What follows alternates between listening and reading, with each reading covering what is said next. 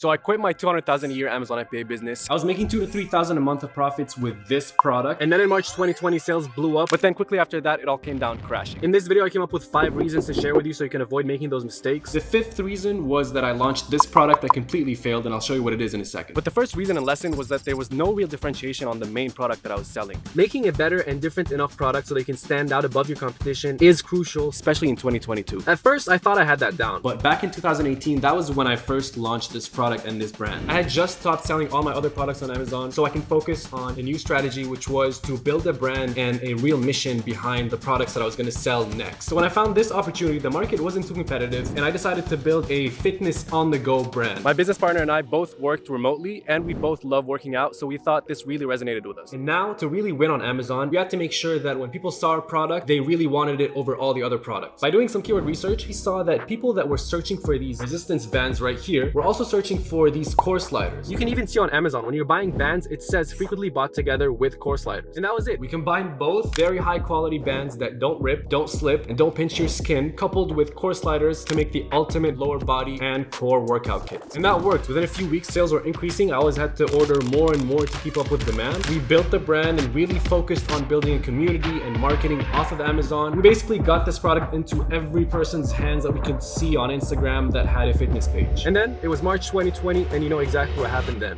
Stay at home.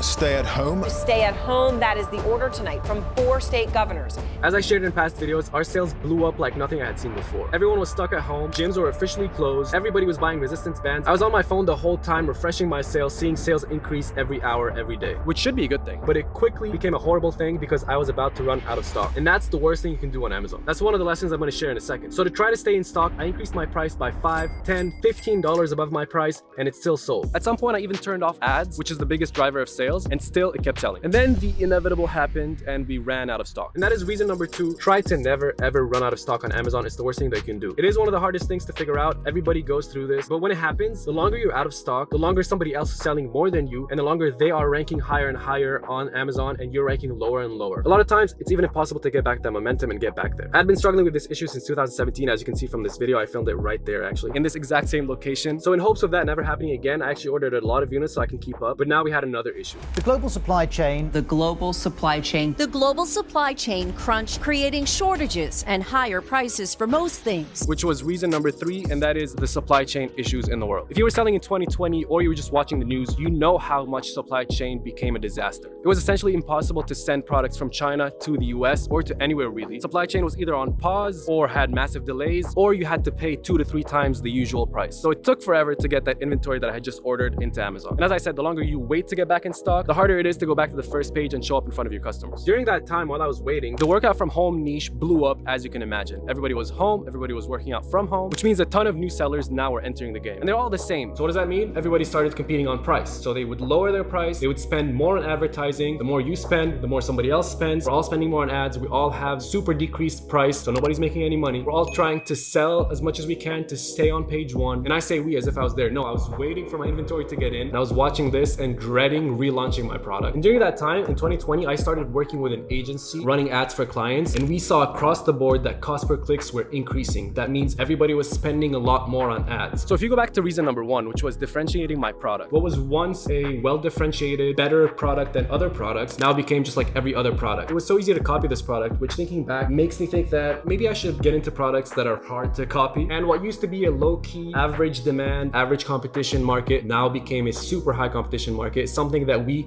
hadn't signed up for, something that takes a lot more skills, deeper pockets, and way higher budgets than we ever planned for. And that was reason number 4. The whole market shifted. 2020 was the year when a lot of people started selling their Amazon businesses. I have a couple friends in the space, Tom Wong, who I've done a video about this on my channel, my other buddy Andre Sadlak. They both sold their Amazon businesses during that time. And those are people that I know. Now imagine all the people that I don't know. And at the same time, that's when we started hearing about aggregators like Thrasio and others coming into the game and dumping a lot of money into buying businesses and launching new products. As a side note, I keep hearing that a lot of those aggregators are struggling with some of those businesses that they bought, but that's And then I wanted to launch a completely new product, which was the one that I mentioned at the beginning of the video. I did a bunch of research, and since my first product was the ultimate core and lower body kit, the new product was supposed to be the ultimate gym in a box kit. A bundle of products that could be used for a full body home workout. It had that one middle band, it had the core sliders, it also had the ankle attachments and the door attachment that you can also use with the handles. And that'd be enough to do any move for a full body workout. A lot of sellers were selling the whole door system thing, but in my opinion, it was all flimsy elastic bands. These looked better and were higher quality. It's hard to show that your product is better quality on Amazon, which means that wasn't enough to be a better product. So that product completely flopped. And that was reason number 5, which was a horrible product selection. Choosing a good product to sell on Amazon can set you up for success, but choosing a bad product, there's just not much that you can do after that. And I ordered way too many units without any proof of concept just to make sure that I don't run out of stock. And then once all of this came into Amazon, first of all, I tried to relaunch the main product, which took a ton of money and was unsuccessful. I couldn't make it back to the first page. Because the relaunch attempt took so much money, I didn't have enough to create a proper listing for the new product and a proper launch strategy. But eventually it was just time to kill the business. A bonus reason or lesson that I wanted to add here is that I realized that entrepreneurship can be pretty lonely. And I've always had conferences and meetups to go to talk to people that do what I do and share lessons together. So that social aspect was all taken away, especially if you live in a place and you're surrounded by friends that don't really do anything remotely similar to what you do. But at this point, I'm kind of glad that all this happened. This whole experience has opened so many doors, and I suddenly had more time, energy, and bandwidth to experiment with things that I was passionate about. But if I were to leave you with one last thing, it would be that things always work out the way that they're supposed to work out, and for the better. And to truly believe, even though it's hard at the time, that every failure is leading you closer and closer to true success. Or at least that's what I'm trying to tell myself.